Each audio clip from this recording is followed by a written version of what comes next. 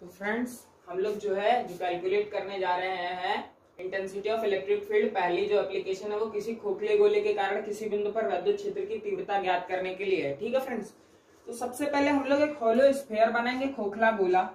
Diagram friends बहुत ध्यान से समझना। ये आपके पास कोई होलो स्फीयर है। होलो स्फीयर का मतलब क्या हो गया फ्रेंड्स, इसका जो इनर पार्ट है, इनर पार्ट का मतलब यहाँ पर ये मैं लिखे दे रहा हूँ hollow sphere. Hollow sphere inner part का मतलब क्या हो गया, यहाँ पर खाली है। अगर इसकी रेडियस आप सपोज कर लो कैपिटल आर है, इसकी रेडियस आप कितनी सपोज कर लो, कैपिटल आर है। कैपिटल आर रेडियस का कोई खोखला गोला है जिसकी वजह से हमें intensity of electric field calculate करनी है। कितने पॉइंट पर कैलकुलेट कर सकते हैं? सबसे पहले तो हम लोग इसको चार्ज करेंगे। इसको हम लोगों ने क्यू चार्ज दिया तो उसकी सरफेस पर यूनिफॉर्मली फैल जाएगा। कैसा फैल जाएगा? यूनिफॉर्मली, मतलब एक जैसा। और इन चार्जेस की वजह से हम लोग कहीं पर भी जो है अगर निकालेंगे इंटेंसिटी ऑफ इलेक्ट्रिक फील्ड किसी भी पॉइंट पर तो वो एक जैसी आएगी। ठीक है फ्रेंड्स। अच्छा, हम लोगों ने क्या किया, इसके सेंटर से हम लोगों ने स्मॉल आर डिस्टेंस पर जो है हम लोगों ने क्या किया, कोई पॉइंट पी अज्यूम किया, जहां पर हम लोग को इंटेंसिटी ऑफ इलेक्ट्रिक फील्ड निकालनी है। तो ये कोई छोटा सा एरिया हम लोगों ने सपोज कर लिया। छोटा सा एरिया जो हम लोगों ने सपोज किया उसको हम लोग डीए बोल देंगे। क्या बोल देंगे? डीए। अच्छा, ये रेडियस देखो आर थी तो इसका भी एक सरफेस बन गया। जब हम लोग गॉस थ्योरम की मदद से जब कभी भी इंटेंसिटी ऑफ इलेक्ट्रिक फील्ड निकालते तो जितने पॉइंट पर जो डिस्टेंस लेते हैं उसको as a new radius treat करते हैं। ठीक है, तो ये हम लोगों ने एक नई रेडियस बना ली। अब इसकी वजह से हम लोग एक काल्पनिक मतलब इमेजिनरी गोला गॉसियन सरफेस अपने मन में अज्यूम करेंगे। तो उसको मैं ये खींच रहा हूं। ये गोला जो है आपके पास जो है ये इमेजिनरी है। इमेजिनरी मतलब इसको हम लोग गॉसियन सरफेस बोलेंगे। कैसी सरफेस बोलेंगे? गॉसियन। ठीक है, ये जो इमेजिनरी गोला हम लोगों ने बनाया इसको हम लोग गॉसियन सरफेस बोलेंगे। तो इंटेंसिटी ऑफ इलेक्ट्रिक फील्ड जो है वो बाहर की तरफ हो जाएगी आपकी ई। जो ई वेक्टर वो आपका बाहर की तरफ हो जाएगा। जो आपका डीए वेक्टर है, एरिया वेक्टर, दोनों की डायरेक्शन क्या हो जाएगी? सेम हो जाएगी। क्योंकि यहाँ पर चार्ज कैसा है आपके पास? चार्ज है आपके पास यहाँ पर प्लस का। प्लस की वजह से इंटेंसिटी ऑफ इलेक्ट्रिक फील्ड हमेशा बाहर की तरफ रहती है। अच्छा फ्रेंड्स, यहाँ पर समझने वाली एक बात ये है कि हम लोग यहाँ पर इंटेंसिटी ऑफ इलेक्ट्रिक फील्ड किसकी वजह से कैलकुलेट कर रहे हैं? होलो स्फीयर की वजह से। जब होलो स्फीयर की वजह से आप intensity of electric field calculate करोगे तो आपके पास 3 पॉइंट ऐसे आएंगे जहां पर आपको intensity of electric field calculate करनी पड़ेगी। कौन कौन सी? पहला पॉइंट आपके पास आएगा किसी बाह्य बिंदु पर। ये जो है होलो स्फीयर से कोई बाहर का पॉइंट है, पी पॉइंट। फिर आप कैलकुलेट करोगे इसकी सरफेस पर कितनी इंटेंसिटी निकलेगी। फिर आप कैलकुलेट करोगे कि इसके सेंटर पर कितनी आएगी। ठीक है फ्रेंड्स, तो आपको 3 जगह पर intensity of electric field calculate करनी है। ठीक है फ्रेंड्स, तो ये जो आपकी intensity of electric field I ई और जो एरिया है आपका डीए, छोटा सा कोई रीजन डीए, दोनों की डायरेक्शन क्या हो गई? सेम हो गई। सेम डायरेक्शन का मतलब क्या? थीटा आपके पास कितना आ गया? थीटा आपके पास आ गया 0 डिग्री। अब हम लोग क्या करेंगे, सबसे पहले फ्लक्स कैलकुलेट करेंगे और उसके बाद चार्ज डेंसिटी की बात करेंगे। तो यहाँ पर जो इलेक्ट्रिक फ्लक्स हम लोग कैलकुलेट करने के बाद चार्ज डेंसिटी की बात करेंगे। तो चार्ज डेंसिटी यहाँ पर कैसी आएगी? क्योंकि ये इसकी सरफेस पर फैला है यानी पृष्ठ पर फैला है तो यहाँ पर पृष्ठीय आवेश घनत्व तो आएगा या एरिया चार्ज डेंसिटी आएगी। ठीक है फ्रेंड्स, तो हम लोग जो है अब आगे की प्रोसेस देखते हैं। सबसे पहले हम लोग जो intensity of electric field calculate करेंगे वो किसी बाह्य बिंदु पी पर, किसी बाह्य बिंदु पी पर विद्युत क्षेत्र की तीव्रता का मान। ठीक है फ्रेंड्स, हम लोग पी पॉइंट पर ई निकालेंगे। ठीक है फ्रेंड्स, तो देखो कैसे निकालेंगे। अब फ्रेंड्स यहाँ से हम लोग एक बार फ्लक्स कैलकुलेट करेंगे और उसके बाद चार्ज डेंसिटी से कंपेयर करेंगे उसको। देखो फ्रेंड्स कैसे क्या होने वाला है।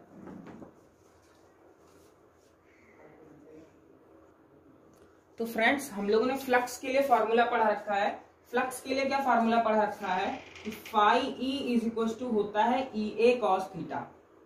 Phi E is equal to क्या होता है? ई ए कॉस थीटा होता है। सिंस हम जानते हैं, वी नो दैट, हम क्या जानते हैं कि phi E is equal to कितना होता है? ई ए कॉस थीटा होता है आपके पास। अच्छा, आपके पास यहाँ पर दोनों की डायरेक्शन सेम है तो थीटा कितना आ गया? 0 डिग्री आ गया। और जो आपका एरिया है, छोटा सा रीजन, वो कितना है? डीए है। जब आपके पास एरिया छोटा होगा तो जो आपके पास फ्लक्स होगा उसकी क्वांटिटी क्या आएगी? उसकी भी क्वांटिटी आपके पास कम आएगी। तो हम लोग क्या करेंगे, हम लोग यहाँ से जो है छोटे से रीजन के लिए फ्लक्स कैलकुलेट कर रहे हैं तो हम लोग डी फाई ई लगा लेंगे और ई डी ए कॉस 0 डिग्री। अच्छा फ्रेंड्स, गॉस ने जब अपनी थ्योरम का स्टेटमेंट दिया था तो उन्होंने कहा था ये जितनी भी चीजें हम लोग intensity of electric field calculate करेंगे हमेशा क्लोज्ड सरफेस के लिए रहेगी। तो ये देखो आप एक क्लोज्ड सरफेस ही है, ठीक है फ्रेंड्स। अच्छा अब बात करते हैं हम लोग फ्लक्स की। तो यहाँ से फ्लक्स आपका कितना है, cos 0 डिग्री की वैल्यू कितनी होती है, cos 0 degree is equal to 1, cos 0 degree is equal to 1। तो यहाँ पर आप 1 पुट करोगे तो आपके पास आएगा d phi E is equal to E d A, cos 0 की वैल्यू 1 हो जाएगी। अब हम लोग क्या करेंगे, दोनों पक्षों का समाकलन कर देंगे, दोनों पक्षों का समाकलन कर देंगे। समाकलन करने पर, अच्छा फ्रेंड्स, समाकलन करने का मतलब ये रहता है हम लोग अभी छोटे से रीजन के लिए बात कर रहे थे, अब हमको पूरे रीजन की वजह से इंटेंसिटी ऑफ इलेक्ट्रिक फील्ड पता चल जाएगी। इसकी चारों ओर अराउंडिंग में ये जो गॉसियन सरफेस हमने तैयार करी है ब्लू मार्कर से, इसके पूरे की वजह से ये जो आपका होलो स्फीयर है इस पूरे की वजह से आपको पता चल जाएगा इंटेंसिटी ऑफ इलेक्ट्रिक फील्ड कितनी है। अभी हमको छोटे से रीजन डीए के लिए पता है, जब इसका इंटीग्रेशन हो जाएगा तो इस पूरे की वजह से हमको पता चल जाएगा कि कितनी इंटेंसिटी ऑफ इलेक्ट्रिक फील्ड आनी है, ठीक है फ्रेंड्स। अच्छा जब आप इसका इंटीग्रेशन करोगे तो क्लोज लूप लगा लोगे, यहाँ पर जो यहाँ पर बंद कर दोगे, आप ऐसे एक छोटा सा गोला खींच दोगे, इससे ये पता चलेगा कि आप जो इंटीग्रेशन कर रहे हो वो क्लोज सरफेस के लिए कर रहे हो। अच्छा यहाँ पर जिसका ऑपरेटर होता है वही पर्सन अंदर रह सकता है इंटीग्रल साइन के, बाकी सब कांस्टेंट हो जाते हैं, उनको बाहर कर देते हैं हम लोग। तो यहाँ से आपको एक दिन मैंने बताया था कि dx का इंटीग्रेशन x होता है, उसी तरीके से डी फाई ई का इंटीग्रेशन फाई ई आ जाएगा और dA का इंटीग्रेशन कितना आएगा, a आएगा। तो आप देखो यहाँ से फाई ई का इंटीग्रेशन, यहाँ पर पहले आप देखो नेक्स्ट स्टेप में d phi E is equal to E integration of dA। जब आपका इसके यहाँ से इंटीग्रेशन कंप्लीट होकर आएगा तो phi E is equal to आपको मिलेगा EA, phi E is equal to आपको कितना मिलेगा EA। अच्छा अब हम लोग के पास जो यहाँ पर एरिया आना है, हम लोग को एरिया जो है एरिया बताना है। तो एरिया यहाँ पर किसका आएगा, एरिया यहाँ पर आएगा होलो स्फीयर का, और होलो स्फीयर का एरिया कितना होता है, होलो स्फीयर का एरिया होता है 4 पाई आर स्क्वायर। तो 4 पाई आर स्क्वायर यहाँ पर जो रेडियस आएगी वो किसकी आएगी, रेडियस आएगी आपकी होलो स्फीयर की। रेडियस किसकी आएगी आपकी, रेडियस आएगी आपकी गॉसियन सरफेस की, सॉरी रेडियस किसकी आएगी, ये वाली रेडियस आएगी स्मॉल आर, ठीक है फ्रेंड्स। तो वो यहाँ पर आप 4 पाई आर स्क्वायर रख लो, ठीक है फ्रेंड्स। तो फ्रेंड्स यहाँ से आप देख रहे हो कि जो हम लोग ने एरिया निकाला है, फ्लक्स हम लोग अभी यहाँ पर कैलकुलेट कर रहे हैं इस पॉइंट पर, तो फ्लक्स की वैल्यू क्या, यहाँ पर जो रेडियस लेंगे हम लोग वो ये वाली लेंगे, स्मॉल आर रेडियस लेंगे। तो यहाँ पर एरिया आपका कितना आ गया 4 पाई आर स्क्वायर। तो आपके पास यहाँ से फ्लक्स की जो वैल्यू आएगी फाई ई वो कितनी आएगी, वो आएगी E dot 4 pi r square. इसको आप इक्वेशन 1 बना लो। ये तो अभी आपने फ्लक्स निकाला जर्नल फ्लक्स की डेफिनेशन से, अभी हम लोग किसकी वजह से फ्लक्स निकालने वाले हैं, अब हम लोग फ्लक्स निकालेंगे गॉस थ्योरम की मदद से। 2 स्टेप में हम लोगों को काम करना है। सबसे पहले हम लोगों को नॉर्मल फ्लक्स निकालना है जो हम लोग की फ्लक्स की डेफिनेशन थी उसकी वजह से, फिर हम लोग जो है गॉस थ्योरम की मदद से फ्लक्स निकालेंगे, और तीसरा स्टेप ये रहेगा कि जो आपके पास चार्ज डेंसिटी रहेगी आप उस चार्ज डेंसिटी की वैल्यू वहां से निकाल लोगे, पुट कर दोगे, दोनों फ्लक्सों को आपस में कंपेयर करा दोगे और आपको इंटेंसिटी ऑफ इलेक्ट्रिक फील्ड मिल जाएगी, ठीक है फ्रेंड्स। तो यहाँ से हम लोगों ने ये इतना कर लिया, इतना आप नोट कर लो। इसके बाद देखो क्या होने वाला है फ्रेंड्स।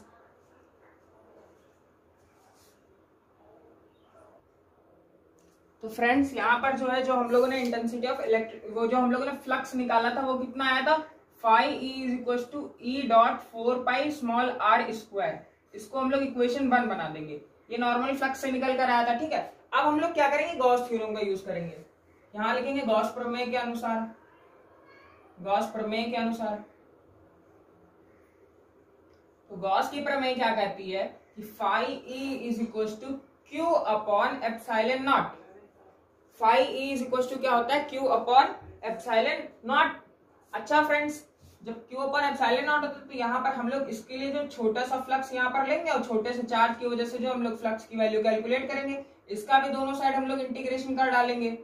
जब इसका भी दोनों साइड इंटीग्रेशन कर डालेंगे तो जो एप्सिलॉन नॉट है वो आपका कांस्टेंट है, वो बाहर आ जाएगा, और यहाँ से आपको डीक्यू निकालना है।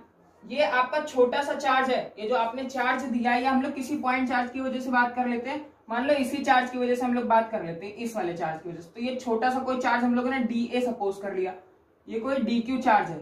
ये कितना चार्ज है, डीक्यू चार्ज है। इसकी वजह से फ्लक्स कितना आएगा, यहाँ पर देखो, ये कोई फ्रेंड्स छोटा सा चार्ज हम लोगों ने सपोज कर लिया, इसको बोल दिया हम लोगों ने डीक्यू चार्ज। ठीक है फ्रेंड्स, तो इस dq चार्ज की वजह से जो है यहाँ पर फ्लक्स कितना आएगा, डी फाई आएगा, छोटे से चार्ज की वजह से कितना फ्लक्स आएगा, छोटा सा फ्लक्स आएगा, यानी कि फ्लक्स की क्वांटिटी क्या रहेगी, कम रहेगी। अब जब इसको आप इंटीग्रेट करके निकालोगे तो फाई इज इक्वल टू आपके पास आएगा Q upon epsilon not.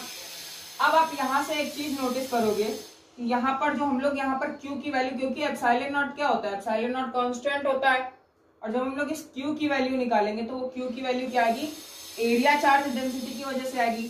Since sigma is equal to कितना होता है, Q upon A, area charge density Q upon A, यहाँ से Q की वैल्यू कितनी आएगी, सिग्मा ए आएगी, कितनी आएगी, सिग्मा ए।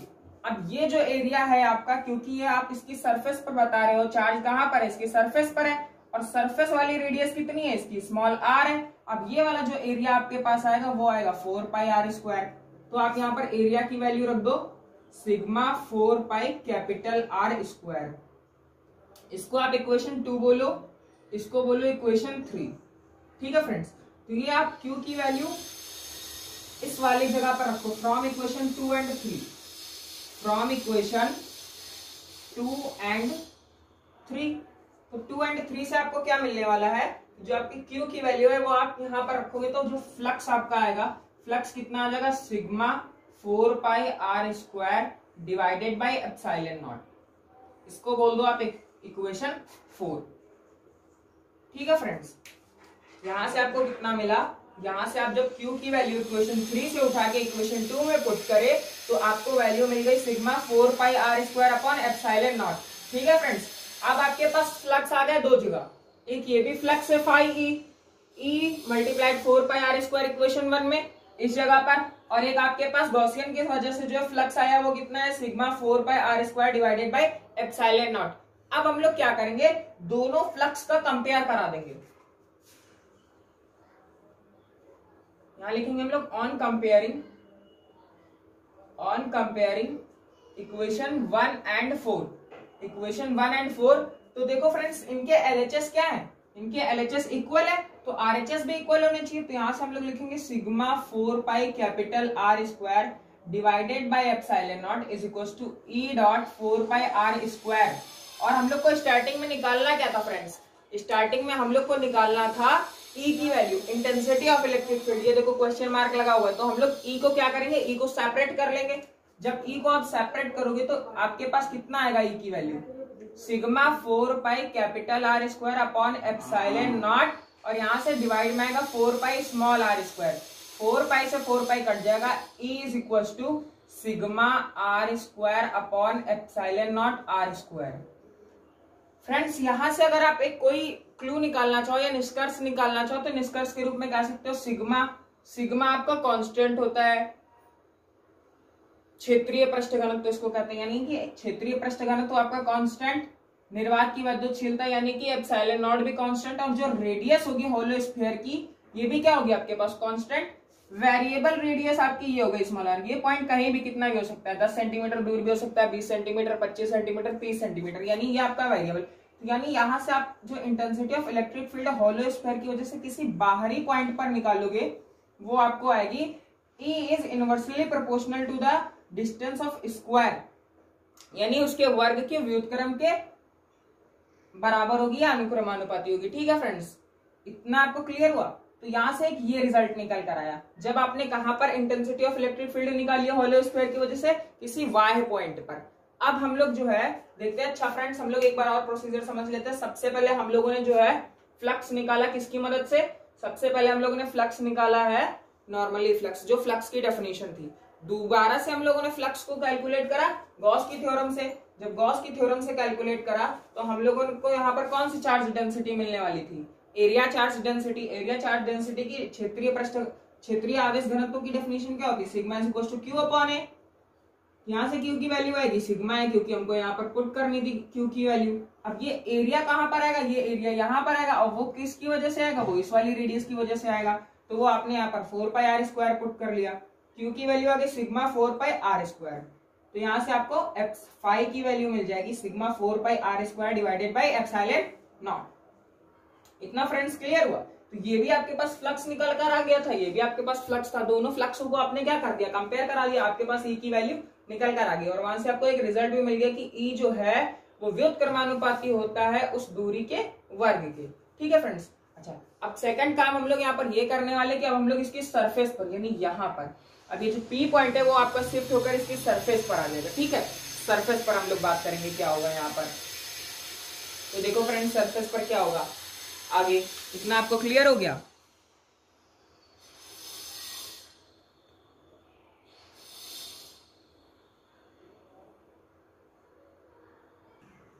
तो फ्रेंड्स, अब हम लोग intensity of electric field hollow sphere की वजह से इसकी सरफेस पर निकालने जा रहे हैं। तो बाह्य बिंदु पर कितनी निकाली आपने इंटेंसिटी ऑफ इलेक्ट्रिक फील्ड, पहली वजह से निकाली थी आपने किसी बाह्य बिंदु पर, किसी बाह्य बिंदु पर वैद्युत क्षेत्र की तीव्रता, किसी बाह्य बिंदु पर वैद्युत क्षेत्र की तीव्रता आपने निकाली थी। तो किसी बाह्य बिंदु पर वैद्युत क्षेत्र की तीव्रता आपकी किधर कितनी आई थी, E इज इक्वल टू आया था आपके पास sigma capital R square divided by epsilon naught small are square. ठीक है फ्रेंड्स, ये आपके पास आया था। इसके बाद जो है आप क्या करोगे, इसके बाद जो है आप सरफेस पर जब निकालोगे तो सरफेस पर निकालने के लिए आपको कोई एफर्ट लगाने की जरूरत नहीं है। सरफेस पर निकालने के लिए आपको कोई एफर्ट लगाने की जरूरत नहीं है, बिल्कुल भी नहीं है। तो सरफेस पर आप निकालने के लिए क्या करोगे, जब आप इसकी सेकंड पॉइंट सतह पर वैद्युत क्षेत्र की तीव्रता, सतह पर जो कैपिटल आर होगा वो किसके इक्वल हो जाएगा, स्मॉल आर के। देखो जितना कैपिटल आर है उतना ही क्या है, स्मॉल आर है। आप इस वाली इक्वेशन में पुट कर दो, फ्रॉम इक्वेशन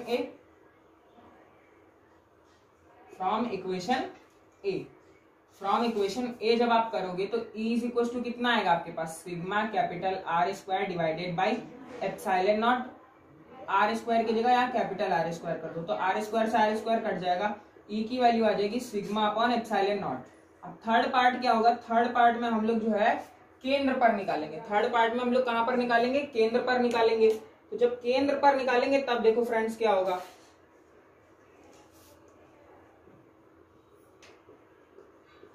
केंद्र पर। ठीक है फ्रेंड्स, तो फ्रेंड्स अब हम लोग केंद्र पर बात करने वाले हैं। तो केंद्र पर जो है अगर आप बात करोगे तो केंद्र जो सेंटर है इसका, जब आपका ये चीज जो है ये यहाँ पर आ जाएगी, तो ये चीज जो है जब आपकी यहाँ पर आ जाएगी तो इस जगह पर अगर आप देखोगे ये डीए एरिया है आपका, मान लो यहाँ पर आपको intensity of electric field E calculate करनी है, आपको। ठीक है, तो यहाँ पर आर आपका कितना हो जाएगा, आर हो जाएगा 0 और यहाँ पर चार्ज भी कितना है आपका 0 है। क्या किसी खोखली अंगूठी के अंदर कोई चार्ज हो सकता है केंद्र पर, वहां पर तो हवा रहेगी ना, जहां हवा रहेगी वहां पर चार्ज कितना हो जाएगा, चार्ज हो जाएगा आपका 0। और जब चार्ज 0 हो जाएगा तो फ्लक्स भी आपका कितना हो जाएगा, फाई इज इक्वल टू जो आपका ई होता है वो भी कितना हो जाएगा 0 और E is equal to E is equal to भी कितना आएगा 0 और ई इज इक्वल टू आपको यहाँ से कितना मिलेगा 0। यानी किसी खोखले गोले के केंद्र पर जो आपकी वैद्युत क्षेत्र की तीव्रता का मान होता है वो कितना होता है, 0 होता है। ठीक है, और जब पृष्ठ की बात करते हैं तो इज इक्वल टू निकलता है सिग्मा अपॉन एप्सिलॉन नॉट, और जब किसी बाह्य बिंदु पर निकालते हैं तो इज इक्वल टू आता है sigma r square upon epsilon naught are square. ठीक है फ्रेंड्स, तो ये आपका कंप्लीट डेरिवेशन था। इसके बाद जो है अगर आपको ग्राफिकली समझना है तो ग्राफिकली आप देखो क्या हो सकता है। यहाँ पर ग्राफिकली हम लोग ये तीनों फॉर्मूले निकाले हॉलो स्फीयर की वजह से। अब ग्राफिकली अगर आपको देखना है तो ग्राफिकली आप ऐसे समझ सकते हो, ग्राफिकली आप कैसे समझ सकते हो, देखो फ्रेंड्स, ग्राफ ये कहता है आपका, ग्राफ ये कहता है कि जो आपने पहला वाला रिजल्ट निकाला था, सबसे पहले वाले रिजल्ट में आपने बताया कि E इनवर्सली प्रोपोर्शनल है आर स्क्वायर के। ठीक है, तो आप एक जो है आप क्या करोगे, यहाँ पर जो है ऐसे फ्रेंड्स ग्राफ जब बनाओगे तो ये आप सेंटर सपोज कर लो और ये आपने स्फीयर लगा लिया। ठीक है फ्रेंड्स, ये आपके पास पॉजिटिव चार्ज ये पूरी सरफेस पर फैला हुआ है। ठीक है फ्रेंड्स, ये पूरी सरफेस पर फैला हुआ है और इसकी रेडियस कितनी है, इसकी रेडियस है r, इसकी रेडियस कितनी है, रेडियस है r। जब आप इस रेडियस को r देख रहे हो और आप इस वाली एक्सिस पर ले low intensity of electric field और इस वाली पर क्या ले लो आप, इस वाली पर आप डिस्टेंस ले लो। अब डिस्टेंस वैरी कैसे कर रही है ये देखो फ्रेंड्स, जब इसका स्क्वायर होगा, जब इस डिस्टेंस का क्या होगा, स्क्वायर होगा, तब आपकी इंटेंसिटी ऑफ इलेक्ट्रिक फील्ड आएगी। ठीक है फ्रेंड्स, तो यहाँ पर हम लोग खांचे काट लेते हैं।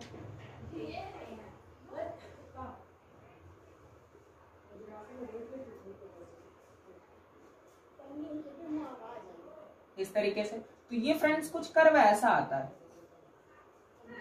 थोड़ा और सही करते हैं। जब आप फ्रेंड्स ये लेते हो यहाँ पर, जब आप 16 लोगे तो आपके पास कितना आएगा, 4 आएगा।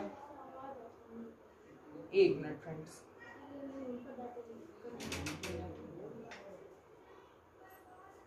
4, 8, 12, 16, ये हम आपको समझाने के लिए बता रहे हैं, ठीक है फ्रेंड्स। ये 4, 8, 12 और यहाँ पर 16 बोल लो, ठीक है। तो जब आप 16 लोगे तो जब आप इसका स्क्वायर करोगे तो यहाँ पर 4 का स्क्वायर करो तो ये आपको 4 मिल जाएगा, इस तरीके से एक पॉइंट मिलेगा। जब आप यहाँ पर आओगे तो ये इतना हो जाएगा। कुल मिला के आर जितना कम होगा ई उतना ज्यादा होगा। आर अगर 8 होगा तो ये और ऊपर ई के कर्व आएगा, आर अगर 4 होगा तो और ऊपर कर्व आएगा, यानी कुल मिला के ये इसको ऐसे काटते हुए जाएगा कर्व। ये कर्व जो है आपका ये इस तरीके से जाएगा कुछ, ठीक है फ्रेंड्स। तो ये आपको जरा क्लियरली यहाँ पर मैं समझाता हूँ, ये थोड़ा गंदा सा हो गया। क्लियरली ये बताने की कोशिश कर रहा हूँ फ्रेंड्स कि इस एक्सिस पर जब आप ई लोगे और इस एक्सिस पर आर लोगे और आपके पास है E inversely proportional to R square, यानी जितना ज्यादा आर होगा, आर अगर यहाँ पर होगा तो ई की वैल्यू ये आएगी इस तरीके से, और अगर आर यहाँ पर होगा तो ई की वैल्यू यहाँ पर आएगी इस तरीके से, ठीक है फ्रेंड्स। आर यहाँ पर आएगा तो ई की वैल्यू यहाँ पर आ जाएगी। तो फ्रेंड्स कुल मिला के कहने का मतलब ये है कि जब जैसा जैसा आपका आर कम होगा ई की वैल्यू वैसे वैसे बढ़ेगी। ये आपका जो कर्व देख रहे हो E inversely proportional to R square, ये आपका कर्व यही बताने की कोशिश कर रहा है कि खोखले गोले के कारण जो वैद्युत क्षेत्र की तीव्रता का मान है वो उतना ही ज्यादा होगा जितनी ही आर की वैल्यू कम होगी। तो यहाँ से आपको ग्राफ से ये पता चल रहा है, ठीक है फ्रेंड्स। Thank you. इस लेक्चर में इतना ही। सेकंड लेक्चर में हम लोग सिलेंड्रिकल की वजह से देखेंगे, थर्ड में हम लोग प्लेट की वजह से, और फोर्थ में सॉलिड स्फीयर की वजह से हम चैप्टर कंप्लीटेड। फिर हम लोग न्यूमेरिकल प्रॉब्लम करेंगे, ठीक है फ्रेंड्स। वीडियो आपको कैसा लगा जरूर कमेंट सेक्शन में आप बताइए।